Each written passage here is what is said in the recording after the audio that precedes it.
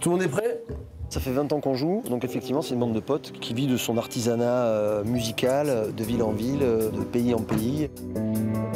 On est 8 musiciens sur scène et dans la vie. Et on partage tout ce qu'on fait et toutes nos expériences aussi. C'est ça qui nous rend plus forts et plus riches.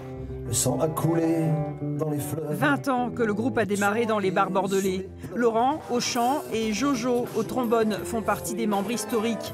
Les autres sont arrivés au fil des années, des tournées et des albums.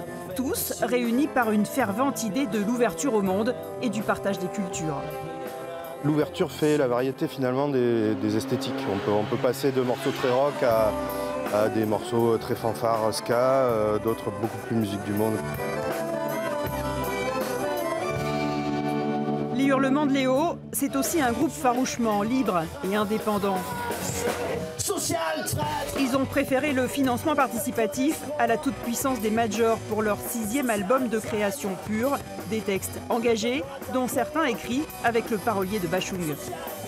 Qu'est-ce qu'on veut dénoncer? On attend. On aimerait bien qu'on accueille les réfugiés comme il se doit, par exemple, commencer par ça. C'est-à-dire être un être humain, en fait, tourné vers l'autre et pas vers soi-même et son confort. C'est aussi simple que ça. C'est donner de l'amour pour en recevoir, finalement.